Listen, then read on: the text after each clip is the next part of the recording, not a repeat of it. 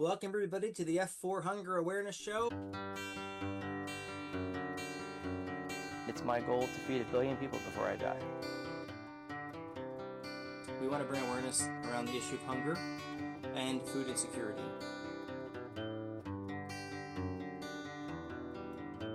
7 to 8 million people served so far.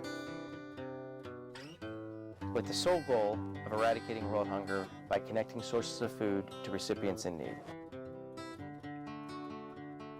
Fiorenza's Food for Friends. Hi, I'm Derek Fiorenza here with the F4 Hunger Awareness Show. And today I've got a good friend going all the way back to high school, Mr. Brian Ward of Whitford Insurance. Hi, Brian. How are you today? Hey Derek, I'm good. How are you? Brian, I'm doing really well.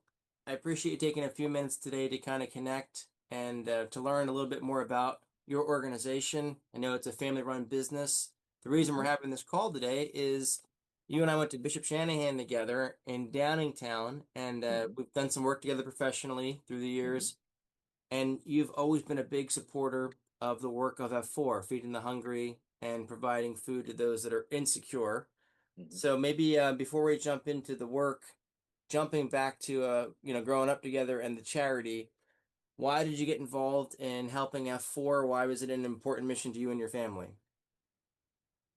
So I think that we've always looked for ways to give back to the community and find different charities that we either had a really good connection with the person organizing it or the cause, and so we've always tried to um,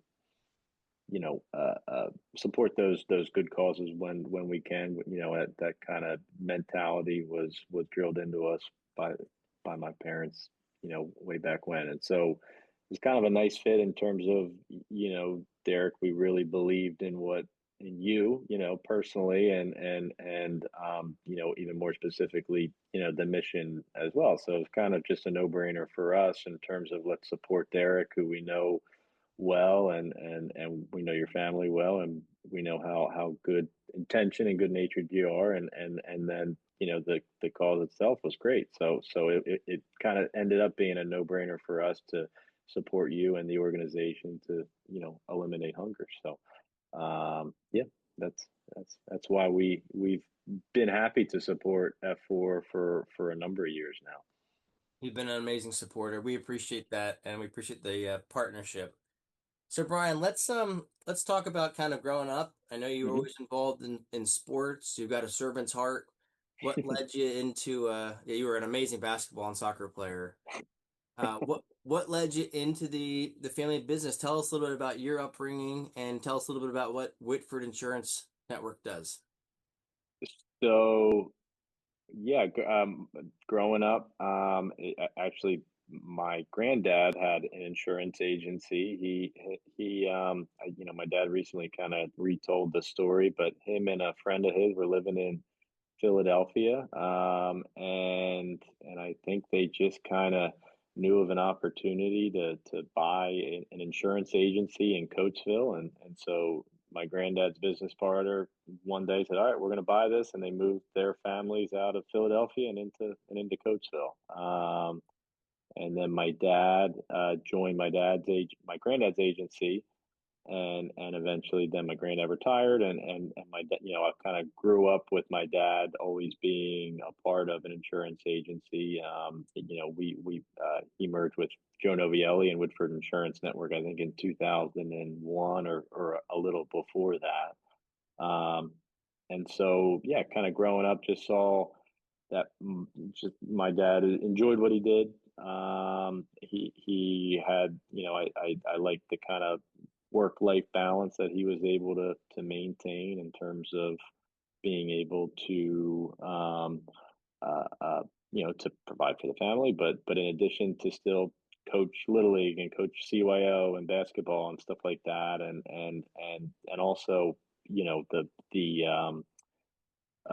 the community, the small business type of being involved in a community. You end up knowing a lot of good people, that business owners, community leaders, stuff like that, and so that was attractive to me as well. But truth be told, going to college, I didn't have any intention of joining the agency or going into insurance, and my dad never put pressure on me for that. But I was a senior looking around, not knowing what I was going to do. So yeah, well, let me try insurance, and so I took a job at Travelers Insurance in the claims department. Um, and it was a real, so just what's called a physical damage claims adjuster. So I'm calling people all in the Pennsylvania area that have travelers insurance and calling them after an auto accident and trying to help adjust their claims. And so that was a really, kind of threw you right in the deep end after college where you're talking to people pretty angry and pretty upset after an auto accident. But it was a really good learning experience, in terms of talking to people, managing a desk, managing all that stuff. So that was a good learning experience and kind of entry point into the world of insurance. And it was interesting. It was different. Every day was different. So I, kind of liked it. So it was a nice, happy accident. And then a few years later, told my dad I was ready to join the agency, which I did in 2014, and been here ever since. So yeah, it's worked out for sure. He must have been so excited. I'm sure you were too when you told him the news. Yeah, it was cool for sure. And again, he was really good about never putting that pressure on, but he always kind of said, "Hey, this is an opportunity here. It's available for you. We'd love to have you if you want." But he did the same thing for my brother too, but never pressure, to join. So that was, I think that made it, easier and more beneficial, to make that decision and make the change. And it's a privately owned small business here in Exeter. Correct. Yep. Yep. There's 13 of us now here. Yep, exactly. And so our agency is a property and casualty insurance agency. So we sell on the personal insurance side, home, auto, umbrella, those types of things. And then on the commercial side, the business side, we're selling insurance to business owners. So, commercial property, commercial auto, work comp, general liability, cyber liability, employment practices, all those types of lines of insurance that a business might need. So, I guess a couple questions I have specifically about insurance. Why do individuals that bundle their home and auto save money? Why do the carriers pass on a savings to them? I've always wondered that. I think it is as simply put as, they've done studies, Derek, where the more policies that an insurance carrier has, and even an agency has, the more, the longer that client stays with that particular um, insurance carrier or that agency. So, and I think I heard the stats recently. So if we just have just an auto policy, the lifespan of that policy for an agency is only like 11 months. But if we add another policy, now the lifespan is 2 or 3 years. You Wow. add a third policy and then a fourth policy. Now it's 6 years or 7 years, something like that. And I don't need to tell you Yeah. that the cost of a the cost of a new business policy is much more than a current client. Like the cost to acquire new business is always more. So it's retention and keeping the current clients that we have is so important and also less costly. And so that's a long-winded way of saying that I think carriers want to incent families and individuals to say, let's give you a pretty significant discount on the home, on the auto, so you do have both policies, all your personal policies with us, with the thinking that you'll stay with us for a while. Yep. It makes a lot of sense when you put it in those Mm. terms, that context. I always applaud you because you're phenomenal at getting back, whether it's an email or a phone call. You're instantaneous with your level of service. You're really committed to your craft. So I appreciate that. Thank you. You're welcome. So Brian, staying with individual lines just for a minute here.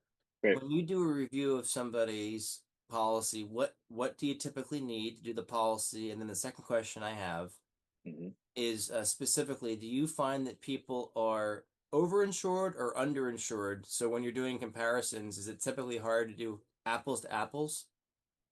So the first part of the question in terms of what we need Yes, to run a quote.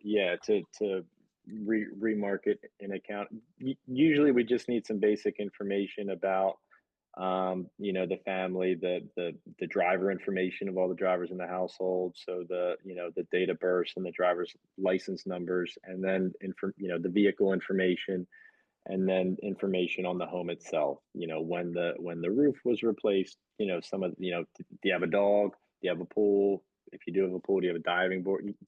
Kind of those basic stuff. I mean, the good news is that with the if someone's able to send their current policy, what we call declarations pages, a lot of that information is already listed on there, and with Google and Zillow, we can actually find a lot of the public information on the home itself too. So generally speaking, it's not a big, it's not a heavy lift for someone to to to for us to complete a review for someone. And the second part of the question, what we do find is certainly that people are more underinsured, which and so that's part of our, I think, job is to at least educate those individuals, and even if it means that they don't come over to us and they stay with their carriers, but at least we kind of make them aware of what we think to be coverage gaps or coverage inefficiencies, stuff like that.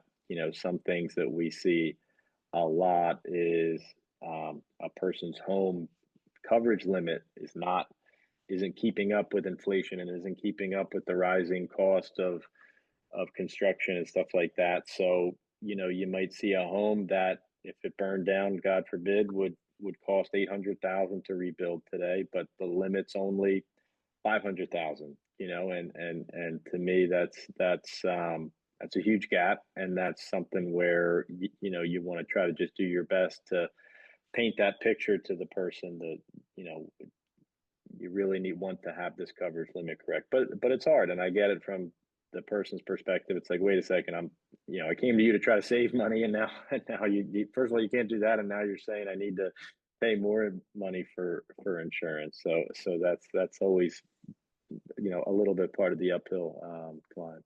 Yeah, and not obviously, I don't think it's nefarious in any way, but a lot of times you've done reviews for our clients and you've found out that, oh, we're paying a lower premium, but it's because you don't have enough coverage. Right. Yeah. Yeah. And we'll always, I try to, like we can make the premium whatever you want it to be, so to speak. We can Yeah. we can go state minimum limits and get the premium pretty low, but at the same time, it to me it's that's we we want that coverage to respond correctly in the event of a claim, and so first and foremost, let's get the coverages appropriate, and then second, let's then try to add value in terms of saving money and stuff like that. So the best play is always, if we can, to, hey, we're going to save you some money and we're going to close a coverage gap or two and increase some coverages. That's always the game plan for sure.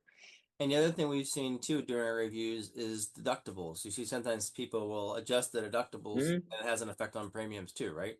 Yeah, yeah. A higher deductible results in a lower premium for sure, and to me that is a great way to try to manage the overall cost. Like on the home side of things, we're seeing, depending on someone's financial situation, but it might make sense for them to have a $10,000 home deductible or a 2,500, or some a higher home deductible where because they're not going to submit that home insurance claim for that $4,000 repair or something like that. So let's take advantage of that. Let's have a higher deductible. Let's get a little lower premium, knowing that we have the proper limit, the correct limit in the event of that catastrophic claim. That's what the insurance is there for. In the event that, again, that fire that burns down the home, that tornado that rolls through and completely knocks down the home. That's where we want the insurance and to be sufficient, not for those smaller claims.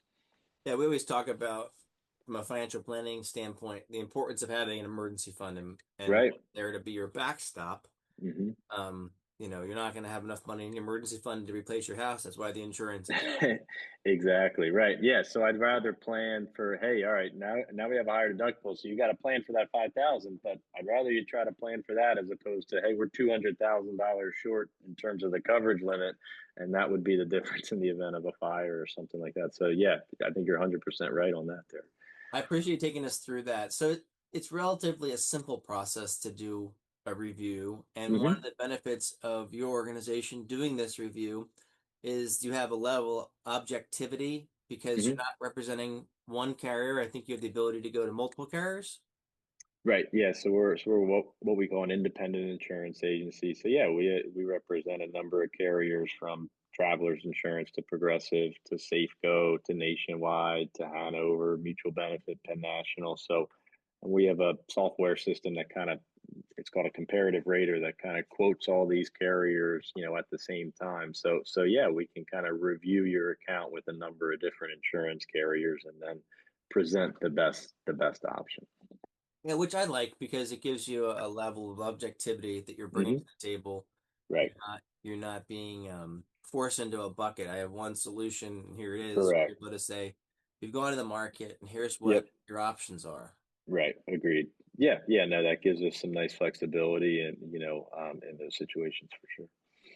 Brian, on the commercial side, because I know you do a lot of work with companies, right? Yep. Organizations. Um, Correct. what are some trends that you're kind of seeing on the commercial side and ways that you're adding some value to those companies to help them with their insurance needs? So overall, I think the commercial insurance market is still what we'd consider a hard market, meaning that, especially on the commercial property side, although knock on wood this year hasn't been bad, but increased frequency of big storms, increased severity of storms, what we call like nuclear verdicts on auto liability and umbrella and stuff like that. And so, overall, the commercial market has been, again, what we consider a hard market, meaning, underwriting capacity is limited, premiums start to increase, stuff like that. And so, to me, in terms of what we're doing to add value is to, we have partnerships with some really good commercial carriers that have kind of weathered this storm nicely, that their products and pricing have kind of remained pretty steady. And then we also like to focus on some other things that are, go hand in hand with insurance, but not necessarily an insurance product. So, for example, on the work comp side, we put a lot of time and energy and effort into trying to help business owners better manage their work comp claims because work comp claims can have a big impact on your overall work comp cost. And so we're trying to add value in those ways too by adding risk management services, add claims management services, and then also I think our team, our support team is kind of the best in the biz in terms of getting certificates of insurance back to our clients quickly, timely, so they're able to kind of so insurance isn't a headache and they can kind of just run their businesses as they see fit. So. So focusing on work comp for a second, Brian, let's say Hmm. you start working with a company that has, had some bad experiences. There's some Hmm. work comp claims, Right. and they're paying a higher rate because of that. You do a lot on risk mitigation. How many years does it typically take to see the strategies that you implement to help Mhm. improve the risk? How many years does it take it to actually have an effect on the premium going down? Is it 3 years, 5 years? What's typical? Yeah, it's usually a longer tail, like a 3 to 5 years or so. And the one thing that we do right away is kind of add that claims management, you know, tool and services, basically to try to again better manage work comp claims to get these claims closed quickly, hopefully more efficiently, hopefully at lower cost, because a work comp claim impacts your experience mod, and those claims stay on an experience mod and are factored in against you for 3 years essentially. So what we try to do in a macro sense is just to kind of educate business owners to just show them how a work comp claim is impacting their experience mod, and with that education, that kind of just opens a business owner's eyes to kind of pay more attention, which we can help do it as well. So, you know, overall though, short answer, usually like 3 to 4 years, we can see, some turnaround on those folks. And you're meeting, I guess, throughout the year, or at least doing a review to check in on whatever Hmm. policies you're implementing. If you're making strategic changes to Right. mitigate risk, you're reviewing those to check in and see how are they working, are they actually helping?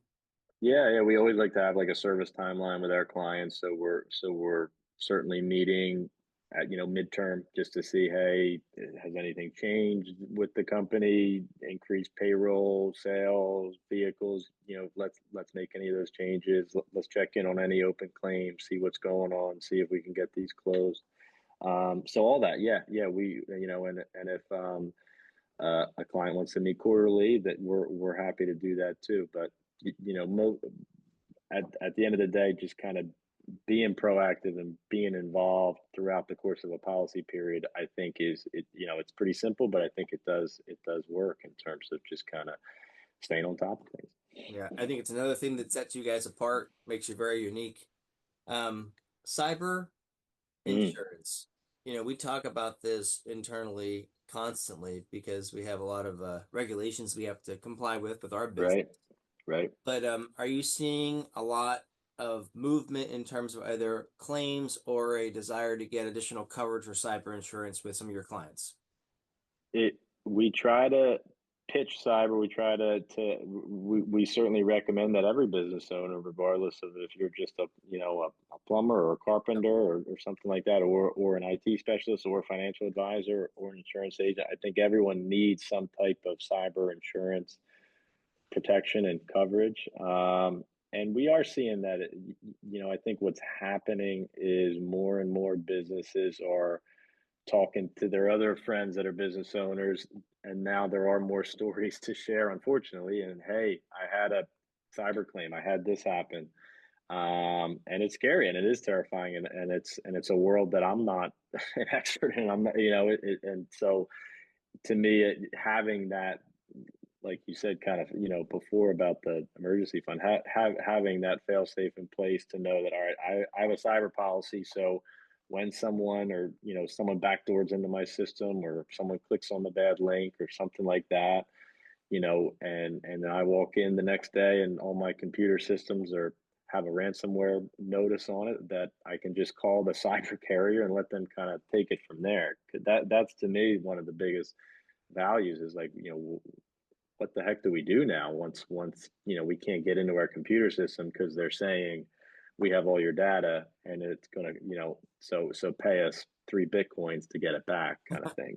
So which is, and it's fascinating how it works. We've seen it. 100%. So with the cyber, do you typically have this as a standalone policy, or is it a bolt-on to the business insurance? We like writing a standalone cyber policy. It simply put, it has more coverages. It insures for additional items, and usually the cyber carriers themselves have kind of their infrastructure in place. So when that claim happens, they're on it right away, and they can say, all right, we called the breach counsel coach and the forensics attorney, accounting team, and here's the attorney, and we got your team assembled, and we're going to do the forensic analysis. We're going to talk to the threat actor to get your system back, on and on and on. So that, they're kind of set up to kind of, take action right away. And so, yeah, so short answer, I like the standalone policy. Premium wise, it can be the exact same as just an endorsement on your business policy, and more coverage, and kind of a better claims team. Brian, what has working in the insurance industry taught you? And I don't just mean like what have you learned about policies and reviewing them? Mhm. What have you personally learned from helping people and working in this business? That's a good question. I learned a lot. I mean, I feel like I learn every day that there's so much I don't know, and there's so much more to learn. I think that comes in any industry. I think that maybe just comes with with age, but Yeah, no, and every day we're learning, which is cool. We're learning about different types of businesses. We're dealing with different people, and so it keeps it interesting. And so we're constantly just learning about, because even though we're selling the same insurance products Yep. and all that, but we're dealing with different types of businesses that I would have otherwise never even known existed. And that's always fascinating to me. And that's my favorite part of the job is meeting a new business owner, learning about their business and all that. That continues to fascinate me, which I'm sure it's the same with you too. So Well, what's neat is you mentioned how you're constantly learning, whether it comes with age or what. It's very humbling. It's it you know, is, it's that's like for sure. the more you learn, the more you realize you have to I learn. know, I know. Yeah, I know. Yeah, and with every passing year, I kind of look back at my younger self, like, God, you were stupid. You didn't you didn't know. You know what I mean? It just, but you're right. It's certainly humbling, that's for sure. But I think the fact that we acknowledge that, I think hopefully will bode bode well for us. That It's there is it's always something to learn.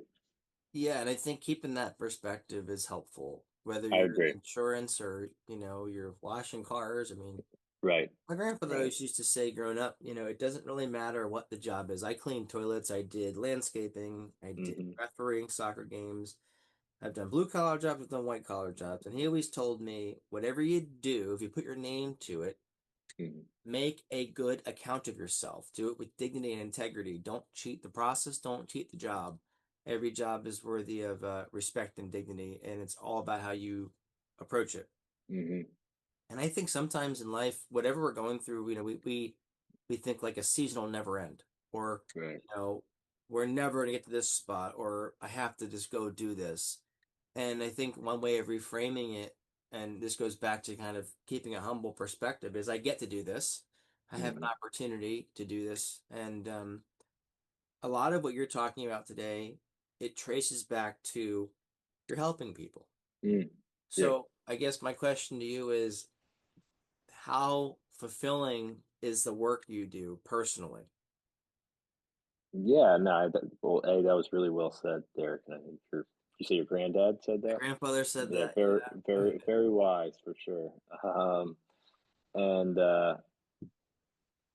and yeah, I am grateful, and it is cool, and you do need to remind yourself, and if you do keep it, I think as simple as like, let's just try to help people, Yep. period.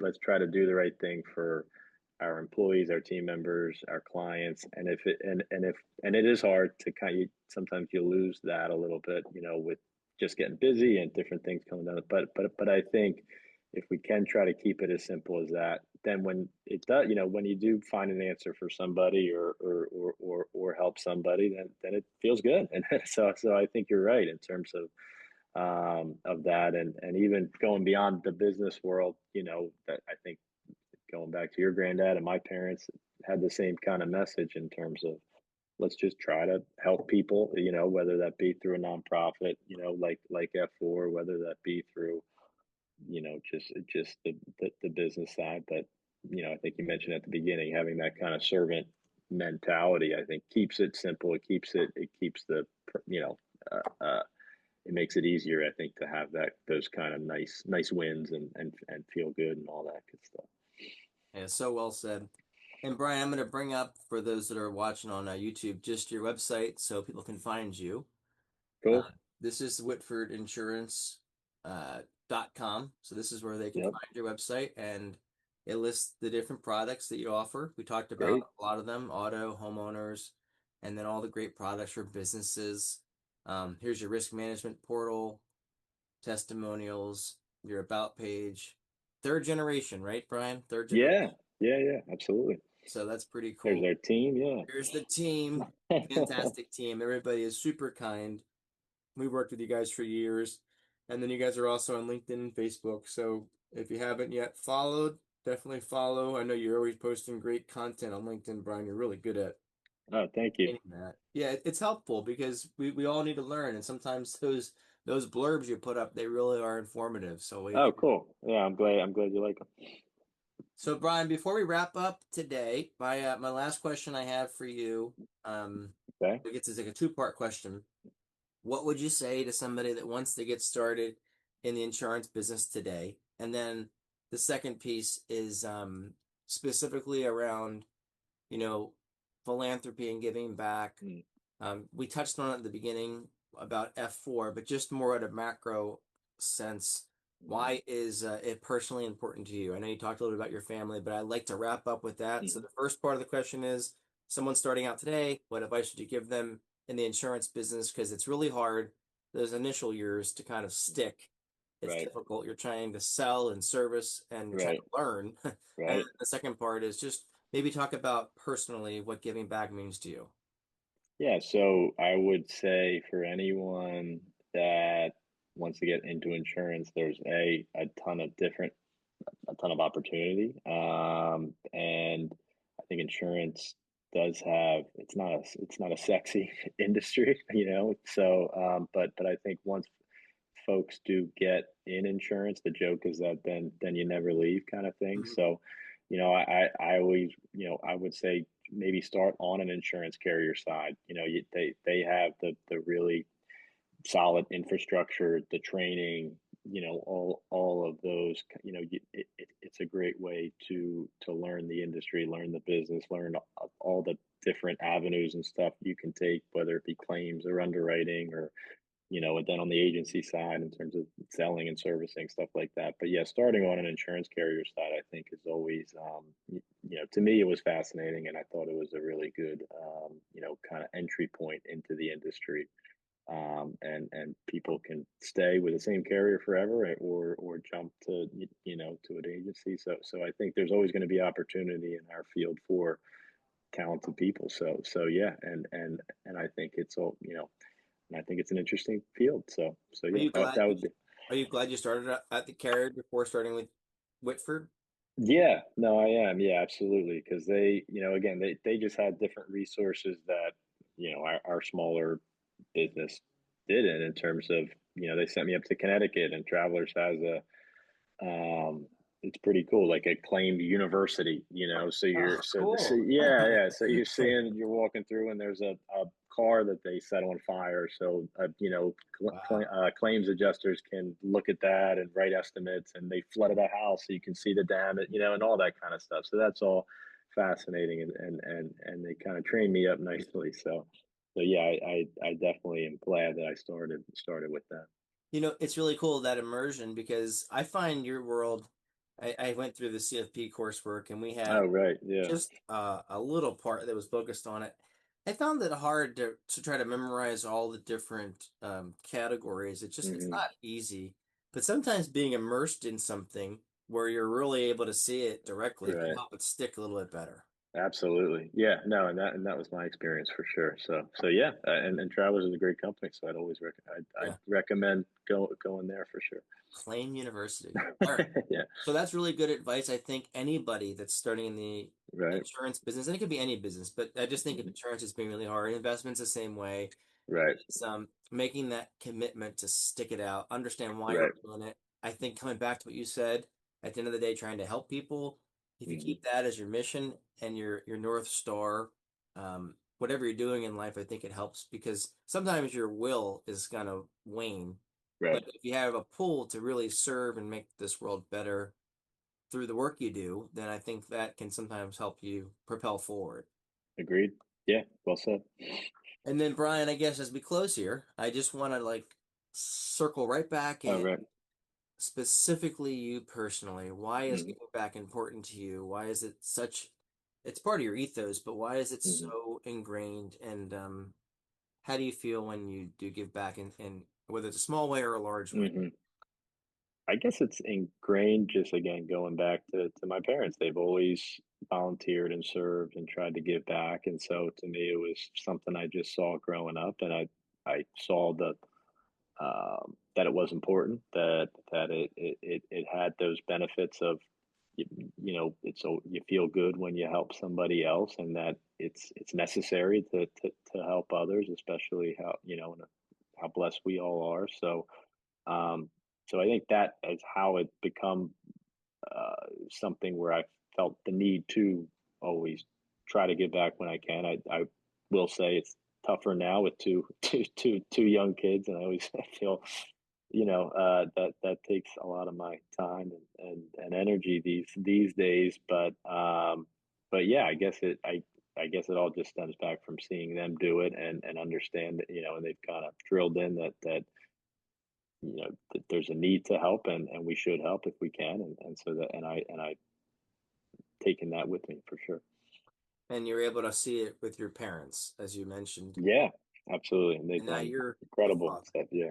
Yeah, Right, right. and now Yeah. you're a, Now I have to try to be that example, I guess. I hear they say that more is caught than taught with kids. I don't have any kids, but I hear that a lot. So I know Well, you you're absolutely right. I think, yeah, for sure. like you So modeled like what our parents did, and you look up to them. You say, "Wow, how did they do that?" And I know. I want to be like that. And it's like, Right. It's hard. I hope to be close to that, but I don't know. They set a high bar. wow, you're doing a great job. Well, Brian, I really appreciate your help. Thank you for sharing a little bit about your story, about your business, and then Great. also thank you for your support through the Absolutely. years of F4 as we work to eradicate hunger and food insecurity. As I always say, we focus on providing one meal at a time Yep. and spread love, spread kindness, try to make sure people know that they're cared about. Anybody can be in a position where they're hungry. Anybody can Mhm. be in a position where they get a health issue, they lose a job, a family member gets sick, the Right. economy takes a turn. Any one of us could be in that position where we could be reliant on someone else for support. So I just think it's really important that we continue to work together to support each other and to do so with compassion and love. So, Brian, thank Absolutely. you and your family and Thank you, Whitford Derek. for your support.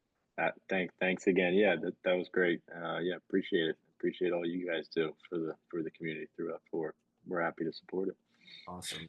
Brian, this has been a See, great conversation. yeah, I appreciate you being with us on the F4 Hunger Awareness Show. Wherever you're listening, please subscribe and like our content at yeah. F4 Service. We appreciate having Brian Ward of Whitford Insurance with us on the F4 Hunger Awareness Show.